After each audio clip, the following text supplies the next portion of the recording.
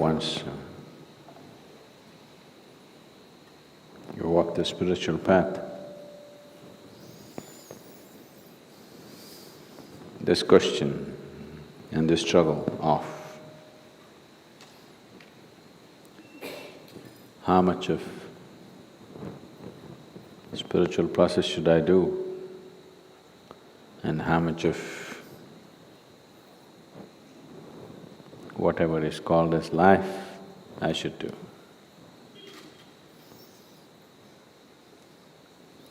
And for most people the struggle is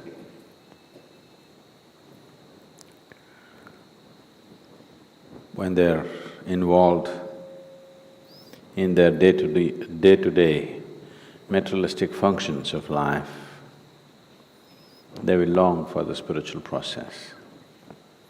If you give them a spiritual process, they will long to go back to their materialistic way of life.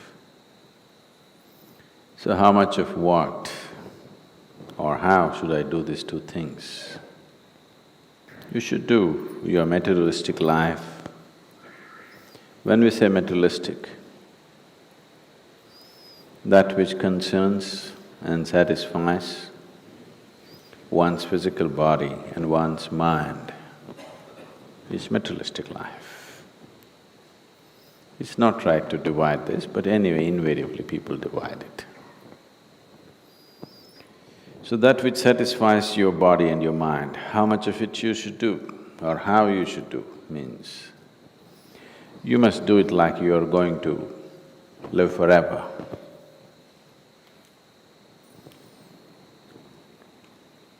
How much or how I should do my spiritual process, you must do it like today is your last day.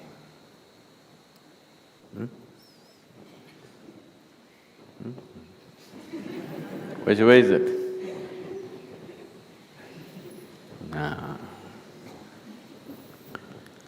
On a certain day, a hunter caught a little bird, a tiny little bird. And he was about to take its life. Then the little bird said, "You have caught and eaten many far bigger animals in your life, but it has not satisfied your hunger. Me, a little bird, this much I am. What can I do for you? So why kill me?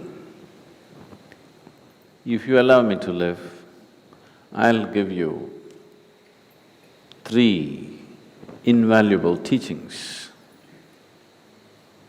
with which your life will be phenomenally rich. One teaching I will give you when I'm still in your hand. The second teaching I will give you when I sit upon the roof of your house. The third teaching I'll give you when I sit on top of that tree." Then the hunter thought about it, looked at this little bird. It doesn't even work as an appetizer, too small. So he said, "Okay, give me the teaching." The first teaching that the bird gave is, does not matter who, whatever pronouncements they make, don't ever believe it.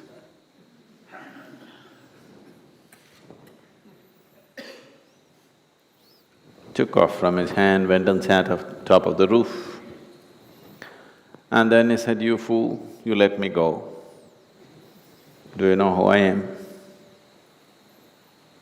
Within my belly, I have a diamond which weighs 5 ounces. Then the man started wailing about his misfortune. "Oh, such a huge diamond, I let it go. What a fool I am." Then the bird said, "You are definitely a fool. I already told you, never believe any pronouncements made by anybody. whoever they may be. See, I weigh just 2 ounces. How can I have a diamond 5 ounces in my belly, you fool? So the second teaching is, never look back and regret at anything that is past.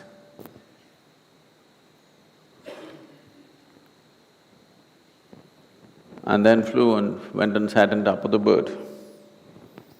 The men started screaming and wailing, "No, I missed the diamond, now you're telling me not to regret, you fooled me." And the bird went and sat there and waited. Then he recovered, okay, never regret for what has happened. Okay, tell me, what's the third teaching? The bird said, anyway, you did not listen to the first 2. What is the use of the third? Never waste your energies and wisdom upon those who don't listen. That's the third teaching, and flew away. Now, whatever I say,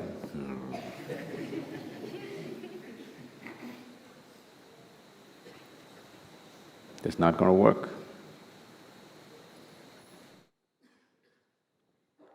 Now, your materialistic life, you must live it as if you're going to die today. Your spiritual life, you must do it that you are eternal, not the other way around. Don't say this to everything. No, Sadhguru, whatever you say, that's not true. If that is really true, that you have become like this, that there is no value for reason in your life. You have become a devotee and there is no value for reason. Then all these teachings no good, don't bother, just… You know, when we were doing the wholeness program, the 90-day program, this is a place where we went about exploring and revealing various aspects of life which they had never thought was possible. As we went by, every time I ask a question and ask yes or no. After some time, some of them at least, their logic was completely defeated. They said, there's no point, Sadhguru, we saying yes, no, no good. We're yes and yes. When I came one day, they had written on a big board, Sadhguru, yes and yes.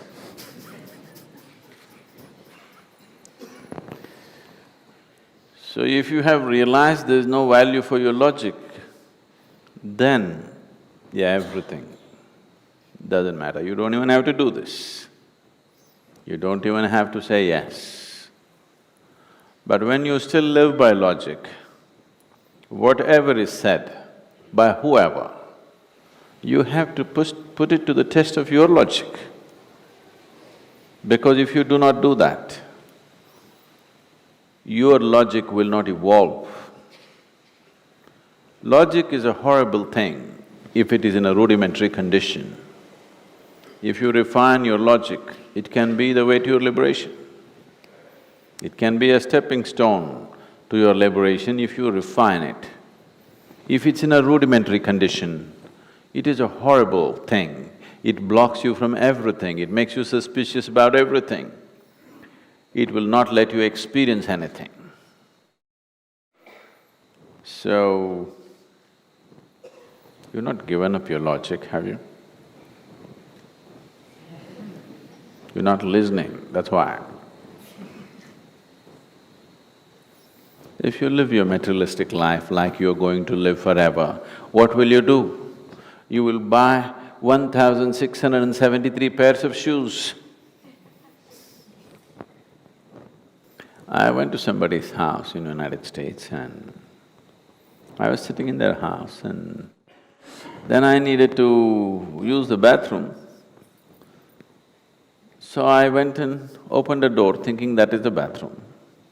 I opened, it was a large room, about, let's say, one segment of this hall like this. And it was full of shoes. Hundreds of pairs of shoes. I looked, are they in some kind of shoe business? Then I came out and the lady of the house was trying to guide me to the bathroom. Then I asked, what are all those shoes? She said, oh, no. Not 2 dozens, hundreds of shoes. No. I'm buying shoes for 12 lifetimes I've bought and kept, just in case when I come back.